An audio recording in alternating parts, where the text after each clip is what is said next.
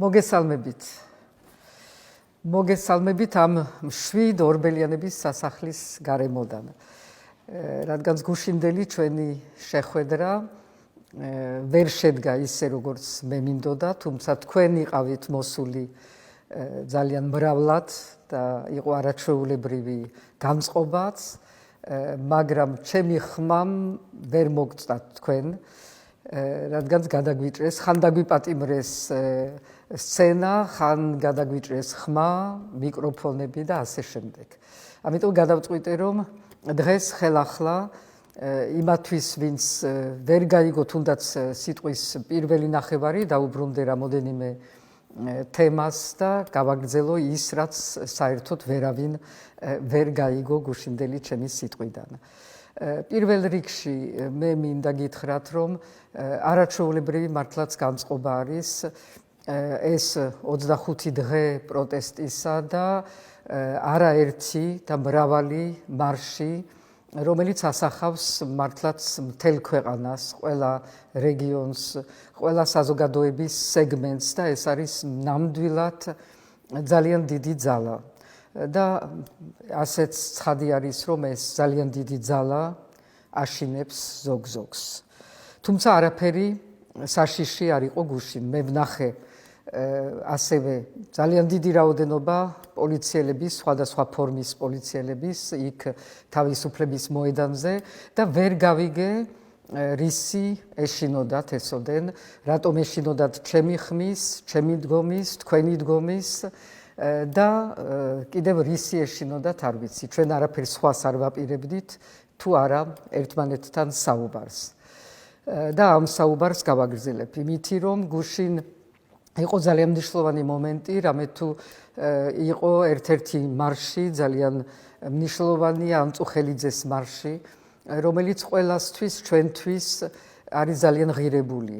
ეს არის ის ნიშანი, რომ ჩვენ არ შეიძლება რომ არ ვუერთგულოთ ანწუხელიძეს, არ შეიძლება რომ არ ვუერთგულოთ ჩვენ ჯარს, არ შეიძლება რომ არ ვუერთგულოთ იმ სულისკვეთებას, რომლითაც იცხოვა და გარდაიცვალა ანწუხელიძე. ეს არის საქართველოს სიყვარული და არ დანებება, რომ არ დაუთმო არავის ამ ქვეყნის თავისუფლება, არ დაუთმო არავის ამ ქვეყნის მომავალი და ეს არის ის, რაც ჩვენ ყველას გვაერთიანებს და რისი ერთგულები ვართ.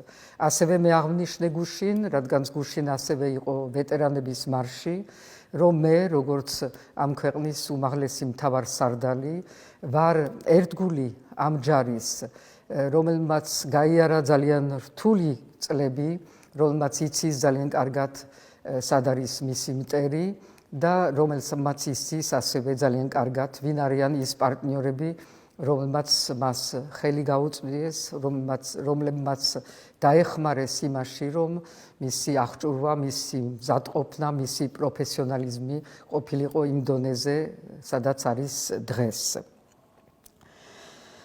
და ეს თქვენი გამოსვლა ამ რუსთაველის გამზირზე, ასევე სხვადასხვა მოედნებზე, ასევე სხვადასხვა ქალაქებში, რეგიონებში არის იმისი უზარმაზარი ნიშანი, რომ საქართველო არასოდეს ეგუება და არასოდეს თმობს, როცა მართალია.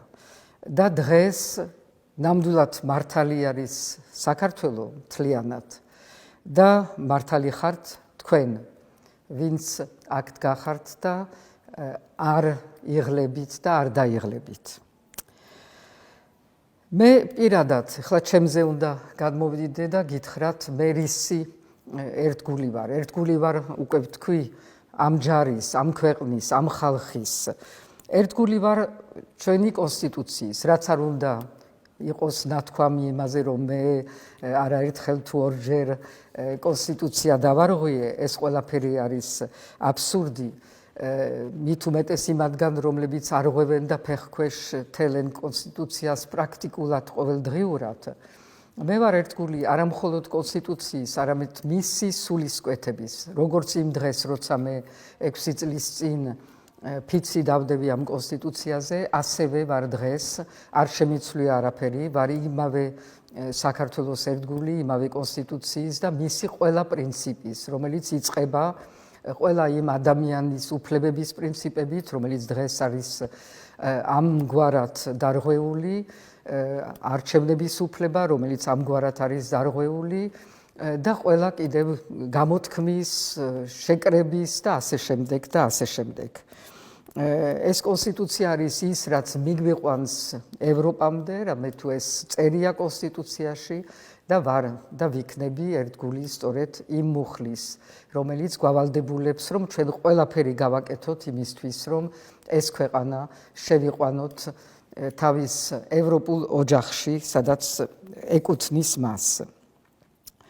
მე ასევე ვიქნები ერთგული ხალხის. თქვენ ახორციელებთ ამ ბრძოლას, ვიტყოდი, ყოველდღიურს, როცა არიღლებით, სადაც ვიღაცამ თქვა, რომ თქვენ კომფორტში ხართ თურმე გარეთ. მე ვიცი თუ რა კომფორტი არის გარეთ და მით უმეტეს ამ შუაზამთრის ცივ ღამეებში, მაგრამ თქვენ იცის რისთვისაც იბრძვით და ეს არის დამახასიათებელი საქართველოს საუკუნეების მანძილზე, როცა ყოველთვის ყოველ ადგილას და ყოველჯერ, როცა საფრთხეში იყო ქვეყნის დამოუკიდებლობა, ქვეყნის იდენტობა, ქვეყნის ენა და ქვეყნის მომავალი, ყოველთვის იდგა ქართველი, როგორც თქვენ ახალგაზრდებო და არა მხოლოდ ახალგაზრდებო, დღეს დგეხართ. და ისიც მინდა გითხრათ, რომ დღეს ყველაფერი ძალიან მარტივად არის. არჩევნები არ შედგა და რადგანაც არ შედგა არჩევნები, გაყალბდა და სერიოზულად გაყალბდა, რაც დღეს უკვე ჩვენს ყველაფერი ძალიან კარგად ვიცით, ყველამ დავინახეთ. პირველ რიგში, ვინც აყალბებდა, იმათმაც დაინახეს. ასე რომ არა მხოლოდ ის ადამიანები, რომელიც დღეს აპროტესტებენ ქუჩაში და ქუჩიდან, არამედ ისინიც, ვინც ვითომძდა მხარს უჭერენ დღევანდელ მართველ პარტიას, იმათმაც ძალიან კარგად იციან, რომ გააყალბეს და რომ ეს ტვირთი უნდა მათ იტვირთონ ცხოვრების ბოლომდე. იმიტომ შენ ამგვარად შენ ქვეყანას როცა ღალატობ, ეს არის ძალიან დიდი ტვირთი. როცა არჩევნები არ შემდგარა, გაყალბდა ამ ფორმით და ნდობა აღარ არის უკვე ქვეყანაში და საზოგადოებაში ამ არჩევნების შედეგის, ესე იგი ყველაფერი დანარჩენი, რაც მოყვება ზოგადად დემოკრატიულ სისტემაში არჩევნებს, ყველაფერი დანარჩენი აღარ არის დამაჯერებელი, აღარ არის ლეგიტიმური, აღარ არის კონსტიტუციური. და შევდივართ ძალიან ღრმა კრიზისში, როცა ნდობა ზოგადად დაკარგული არის ხელისუფლების მიმართ და არჩევნების მიმართ და ყველაფრის მიმართ, კანონის მიმართ, სასამართლოს მიმართ, რომელიც ყოველდღიურად იმ ახალგაზრდებს, რომლაც არაფერი არ დაარღვიეს, იმათ ხან აჯარიმებენ და ხან აკავებენ, ნდობა აღარ არის. პოლარიზაცია იზრდება და იზრდება, იმიტომ რომ მოდის სწორედ და ეს საკმაოდ გაუგებარი არის, მოდის იმ ვითომძდა გამარჯვებულ მხარიდან, რომელიც უნდა იყოს გახარებული, ლაღი, მოდის ახალი წელი, იმათგან მოდის ძალიან დიდი დაცინვა, შეურაცხყოფა და სიძულვილი. ესეც კრიზისის ნაწილი არის, იმიტომ რომ ხვალ რაც არ უნდა მოხდეს, ერთად უნდა ვიცხოვროთ. ეს არ არის დიდი ქვეყანა, სადაც შეგვიძლია ცალ-ცალკე სადღაც და დავივიწყოთ ერთმანეთი, ვერა. და ოჯახებმა ერთად უნდა იცხოვრონ და ამაზე მე მგონი რომ ამ შობის მარხვის პერიოდში ჯობია რომ დავფიქრდეთ. კრიზისი ღრმავდება ასევე სანქციების ფონზე და სანქციების გამო და სანქციების შედეგად მატულობს ქვეყნის იზოლაცია, რაც ნიშნავს რომ ჩვენ ვრჩებით ჩვენი მცირე რესურსებით და ეს გადადის ასევე ეკონომიკაზე, ფინანსებზე და ყოველდღიურად უფრო იკვეთება ეს ღრმა ყველაფრის მომცველი კრიზისი რეალურად ამ ქვეყანაში და შეიძლება საშიშ ნიშნულსაც მიაღწიოს. და რადგანაც ეს კრიზისი დღითი დღე მატულობს და ღრმავდება, რასაც როგორც ჩანს ოცნება მართველი პარტია ან ვერ ხედავს, ან უფრო მე ვიტყოდი რომ თვალს ხუჭავს, არ უნდა რომ დაინახოს და ისე იქცევა ვითომც და ყველაფერი კარგად არის, ვითომც და მთავარი არის ან ქალაქის განათება, ან საშობაო სოფლის აი ჩემთან აქა გამართვა, ან ნაძვის ხის დადგმა, ან კიდევ სადღაც კონცერტების გამართვა, როცა არავინ არ არის რეალურად კონცერტის ხასიათზე, თუნდაც სწორედ იმასაც გავიმეორებ, ისინი ვინც თავს თვლიან როგორც გამარჯვებულები. მაგრამ ისიც მართალი არის, რომ მართველი პარტია რაც არ უნდა თვალი დახუჭოს, რაც არ უნდა ტყუილებით მოარგოს ეს რეალობა, რეალობას ვერ შეცვლის და რეალობა არის ის, რაც არის ჩვენ წინ და რასაც ყველა ვხედავთ, გრძნობთ და რაც არის ჩვენი გამოსასწორებელი, ეს არის ეს კრიზისი. და როგორც ოცნება ვერც ტყუილით ვერ მალავს იმას, რომ ჩვენი პარტნიორები არიან არამხოლოდ შეშფოთებული, როგორც იცოდნენ წარსულში, არამედ ეხლა გადადიან ნელ-ნელა და უფრო ჩქარა რეალურ ქმედებაზე. მით უმეტეს იმის მერე, რაც ეუთოდირის დასკვნა გამოქვეყნდა, იმის მერე, რაც ხედავენ არამხოლოდ ძალადობას, რეპრესიებს, რაც დაგმეს არაერთხელ და დაჭერებს ამ პროტესტანტების და ეს შეზღუდვები, რაც დაწესდა შეკრების ყველანაირ ფორმაზე. არამხოლოდ ზოგი გადავიდნენ უკვე მკაცრ კრიტიკაზე, ზოგმა უკვე შეწყვიტა ჩვენთვის განკუთვნილი პროგრამები, რაც ძალიან ბევრს ნიშნავს სხვადასხვა ჩვენ საზოგადოებრივ განვითარების დარგში და ეკონომიკაში. დღეს უკვე რომ დადასტურდა ყველასთვის ის დარღვევები იმ არჩევნების, რომელზედაც ჩვენ აღარც გვჭირდება საუბარი, იმიტომ რომ ეს ყველაფერი იმდენად ნათელი არის და იმდენად მასშტაბური, რომ უკვე ამისი მტკიცებულება ან ამისი ვითომც და არ დანახვა არის მართლაც ყველაფერს მოკლებული, ლოგიკას მოკლებული. და რეალურად ეს კრიზისი ისეთ ფაზაში ვიტყოდი გადავიდა, პოლიტიკური, სოციალური, ეკონომიკური, ფინანსური და საერთაშორისო, რომ არც ერთი გამოსავალი აღარ დაგვიტოვა და ჩვენ კი ვეცადეთ და გამოვცადეთ ყველა შესაძლო საშუალებები, რაც არსებობდა სამართლებრივად იმისთვის, რომ ეს კრიზისი დაძლეული ყოფილიყო, სანამ გადავიდოდა ამ მასშტაბურ კრიზისზე. ეს იყო ის სასამართლო დავები, რითაც ის ყველა ორგანიზაციები და პარტიები შექონდათ სარჩელი სასამართლოებში, რათა შედეგები ყოფილიყო გაბათილებული, მაგრამ ვერსად ვერ მიაღწიეს ვერც ერთმა და ვერც სხვებმა შედეგს. ეს არის სავალალო ჩვენი სასამართლოს მდგომარეობა. მე პირადად და თავიანთი მხრიდან პოლიტიკურ პარტიებმა შევიტანეთ საკონსტიტუციაში სარჩელი, რომელიც და უნდა შევასწორო აქა ირაკლი კობახიძეს ნათქვამი, საკონსტიტუციომ კი არ გაამართლა მართველი პარტიის პოზიცია და შედეგები არჩევნების. საკონსტიტუციო სასამართლომ ტყუილად არ მიიღო, არც განიხილა ეს სარჩელი.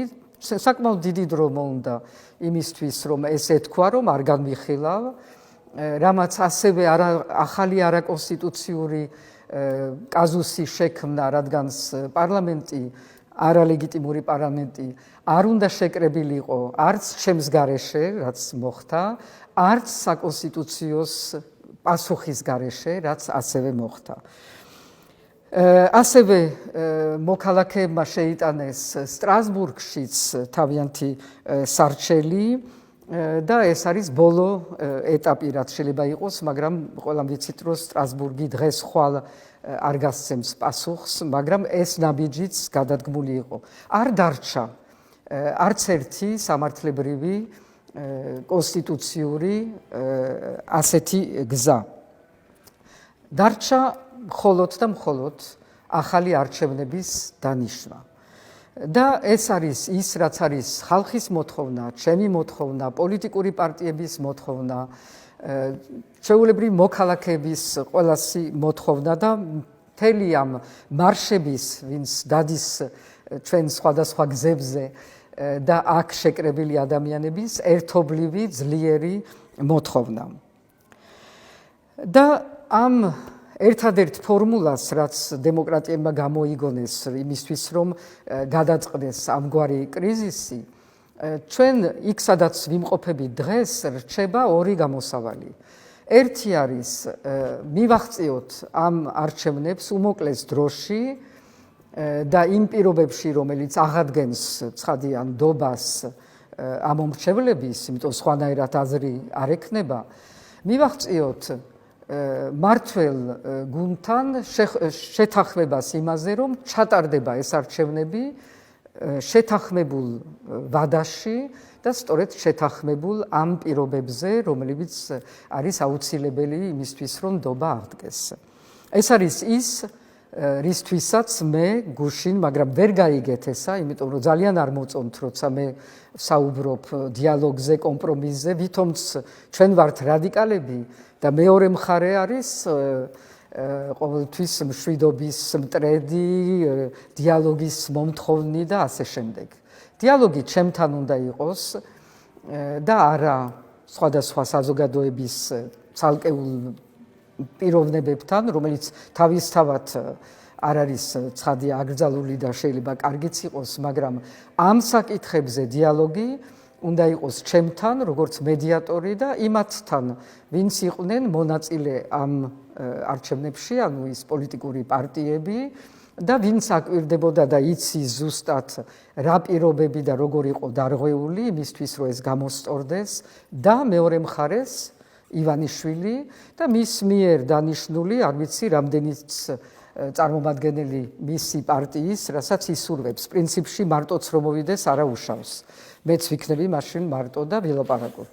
და ამისთვის გვაქვს ძალიან ცოტა დრო, იმიტომ ეს კრიზისი აღარ ითმენს და თუ ამ კვირაში თუ მოვიდა იმ აზრზე, რომ ამ ქვეყანას გავუფრთხილდეთ, ამ საზოგადოებას გავუფრთხილდეთ, დავაწყნაროთ და მივცეთ ის, რაც არის გასაღები ნამდვილად დაწყნარების და მშვიდობის, მაშინ შეხვდეთ რაღაც გადავდოთ ამ კვირაში 29-მდე მე მზად ვარ და მივიღებ ნებისმიერ ფორმატში შევთანხმდეთ და ეს იქნება ძალიან მარტივი.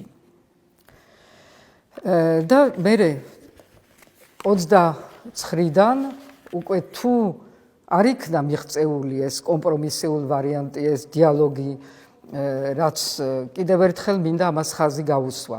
ჩვენ ქვეყანას ეს სჭირდება, თუ არ გვინდა რომ ეს ქვეყანა უკვე ჩაეფლოს კიდევ უარეს კრიზისში და რომელიც ყველაფრის მომცველი იქნება და სადაც ყველანი დავკარგავთ იმას, რაც მივახციეთ წლების და ათეულების მანძილზე და სადაც ვართ მისული რეალურად თუნდაც ევროკავშირის კარებთან. თუ არა, მეორე ვარიანტი ამ და მაინც მივდივართ არჩევნებამდე, მაგრამ მივალთ არჩევნებამდე ამ რეჟიმის ჩამოშლით. სხვა გზა არ არის, უკვე იშლება ეს რეჟიმი და ეტყობა, რომ ყოველდღიურად ახალი სეგმენტების საზოგადოების, ახალი ჩინოსნების სხვადასხვა დარგის, ახალი ბიზნესები უერთდებიან პროტესტს, არა ისინი, ვინც დღეს მივიდნენ კობახიძესთან, მაგრამ მთელი დანარჩენი დიდი ჯარი ქართული ბიზნესის, რომელსაც არ აქვს ისეთი მჭიდრო კავშირები რუსეთთან, დანარჩენი ბიზნესი ძალიან წუხს, ძალიან ღელავს და ხედავს, საიდკენ მიდის ქვეყანა და საიდკენ მიდის ასევე ჩვენი ფინანსური სტაბილურობა იმ სიტუაციაში, როცა სანქციები უკვე დაწესებულია და როცა ეროვნული ბანკი არ იშლის და აგრძელებს თავის სრულიად გაუგონარ პოლიტიკას. რეჟიმის ჩამოშლა. ეს არის ის ალტერნატივა. ან დიალოგი, კომპრომისი, დათმობა. ყველაფერი არ იქნება, როგორც თვლის ოცნება. საჭირო არის დათმობა, საჭირო არის აღიარება რაღაცეების, მაგრამ შეიძლება კომპრომისი. თუ არა, და ეს არის რეჟიმის ჩამოშლა, რომელიც თავისით იშლება. აქ არავისი ხელი არ არის, არც ომის პარტიის, არც ღომის პარტიის, არავისი ხელი არ არის. არის თქვენი ხელი, ვინც ხართ ძალაუფლებაში, იმიტომ რომ დროზე ვერ მოხვედით გონზე და ვერ დაინახეთ ამ ქვეყანას როგორ უნდა მოეპყროთ და როგორ უნდა თქვენს მიმართ ნდობა შეინარჩუნოთ. და ამ მეორე ეტაპისთვის, რომელიც დაიწყება ძალიან მალე, თუ ძალიან მალე არ მივიღე მე პასუხი, მეორე ეტაპისთვის ყველანი მზად უნდა ვიყოთ და მე მზად ვარ, მზად ვიქნები, რომ აქაც ჩემი როლი, როგორც პრეზიდენტი, რომელიც არტოვებს თავის ლეგიტიმაციას და თავის როლს, როგორც ამ ქვეყნის წარმომადგენელს და სტაბილურობის ერთგვარი ვექტორი. და რომელიც ასევე იქნება ჩვენ უცხოელ პარტნიორებთან მუდმივ კავშირში, მე ყოველ დღე ვარ მათთან კავშირში და ძალიან კარგად ხედავენ თუ რა ხდება და თუ რამდენად საჭირო არის რომ ერთი ინსტიტუცია მაინც დარჩეს ამ ქვეყანაში, რომელიც იქნება დამოუკიდებელი, მიუკერძოებელი და მედიატორი ყველანაირი შემდეგი ეტაპების. შეიქმნება ასევე საბჭო იმისთვის რომ მართოთ ეს პერიოდი, რომელიც ამ საბჭოს მანდატი იქნება ერთი და მხოლოდ ერთი. ეს იქნება მომზადება ახალი არჩევნების. უკვე მზადდება იმ დღის შეხვედრის შემდეგ მზადდება და ხვალ ალბათ იქნება მზად დოკუმენტი, რომელიც აღწერს ყველა იმ პირობებს, რომელიც არის მინიმალური ჯერ პირობები იმისთვის, რომ ჩატარდეს ძალიან მალე არჩევნები. და მერე იქნება მუშაობა იმისთვის, რომ ყველა კუთხით, ყველა შესაძლო მიმართულებით, ყველამ ერთად მოვითხოვოთ და მოვამზადოთ და ჩვენ თვითონაც ვიყოთ მზად. იმიტომ ეს ახალი არჩევნები იქნება ნამდვილად ახალი არჩევნები, ალბათ გამოჩნდებიან ახალი ძალები და ამ ყველაფრისთვის უნდა ვიყოთ მზად, საზოგადოება უნდა იყოს მზად, მედია უნდა იყოს მზად. ვიცი რომ მედიას უჭირს, მაგრამ ალბათ მოიძებნება სხვადასხვა ფორმები რომ გაძლიერდეს, იმიტომ რომ ეს არის აუცილებელი ხვალინდელი არჩევნებისთვის, რომ მედია იყოს მყარად და საინფორმაციო ველი არ იყოს ხელში ჩაგდებული. ეს არის ჩვენი შემდეგი ეტაპი, რომელშიდაც ყველანი ნამდვილად ერთად ვიქნებით. და კიდევ ერთი რამე მინდა ვთქვა, რომ 29-ზე ძალიან ბევრი რამე ისმის, ხან იქით, ხან აქეთ, ვიღაცეებს გონიათ, რომ შემაშინებენ, დამაშინებენ, რაღაცა მუქარით მელაპარაკებიან და მე მგონი მაინც ვერ მიცნობენ, ან ეს არის მცდელობა, რომ ამაგდონ და მე ვთქვა, რომ აბა რა. მეორე მხრივ და მე ძალიან მადლობელი ვარ მესმის ასევე საზოგადოებიდან და ბევრი სხვადასხვა ჯგუფებიდან, რომ აბა რა დავიცავთ პრეზიდენტს. მაგრამ დასაცავიც არა ვარ, არც მეშინია და ნახოთ სად ვიქნები, როგორ ვიქნები 29-ის მერე, მაგრამ ვიქნები ის რაც ვარ. პრეზიდენტი თავისი სიმბოლიკით, თავისი დატვირთვით, თავისი დამოუკიდებლობით და იქნება ეს პრეზიდენტი თქვენი ყველასი მსახური. თქვენ გემსახურებით, როგორც ვემსახურები ქვეყანას და სამშობლოს.